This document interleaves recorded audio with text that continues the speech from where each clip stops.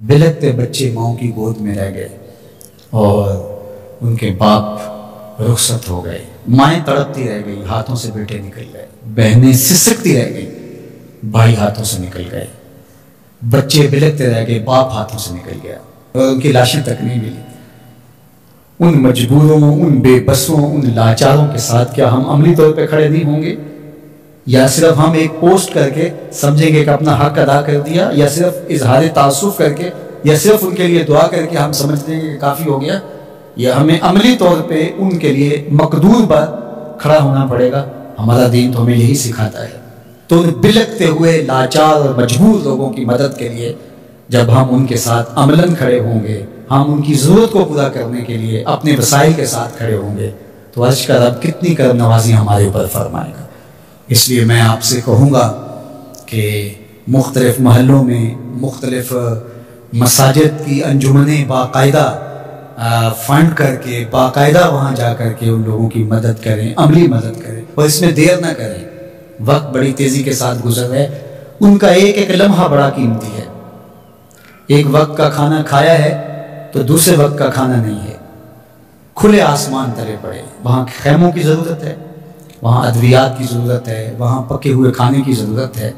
तो हर बंदा जिसको अल्लाह ने तौफीक दी है वो उनकी फौरी मदद के लिए भी पहुँचे, और उन लोगों की ज़रूरत जो इस सैलाब के रेलों के गुजर जाने के बाद है, बाद में बैठ ना जाए, बाद में भी उनके मदद के लिए कोई एक मकान तामीर कर रहा है, कोई 2 मकान तामीर कर रहा है, कोई 10 मकान तामीर कर रहा है।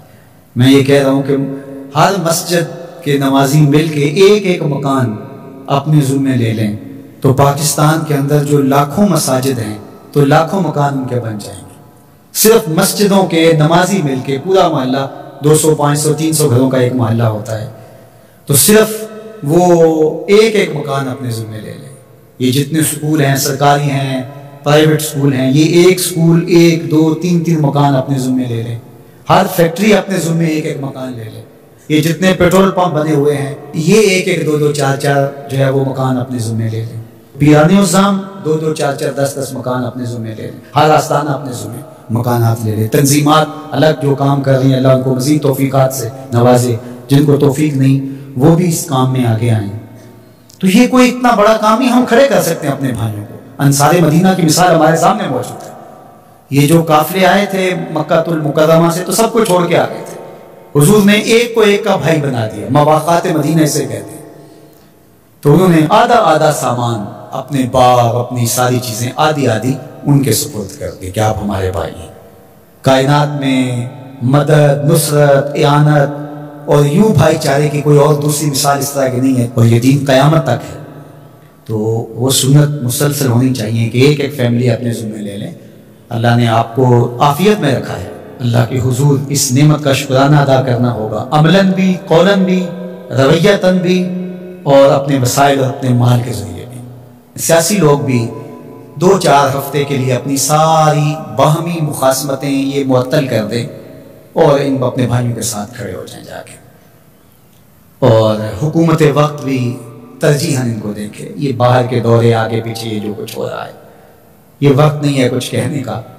वरना वो क्या किसी ने कहा था कि तुम्हारे बच्चे हमारे टैक्सों से पल रहे हैं, हमारे बच्चों को जर्द सैलाब खा गया, हमारे बच्चे पानी में बह गए, हमारे मकान मुनहदम हो गए, और तुम्हारी ज़िंदगियाँ बहुत अच्छी गुजर रही हैं। थोड़ी देर नीचे आओ, उतरो और इनकी अश्कशुई करो।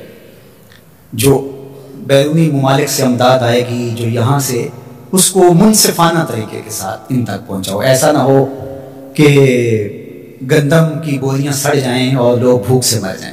इन्होंने क़यामत के दिन गिरबान पकड़ना है। वो बच्चे जिनकी लाशें फूल गई हैं पानियों के अंदर, वो नीम बहना बच्चे, क्या वो क़यामत के दिन गिरबान नहीं पकड़ेंगे?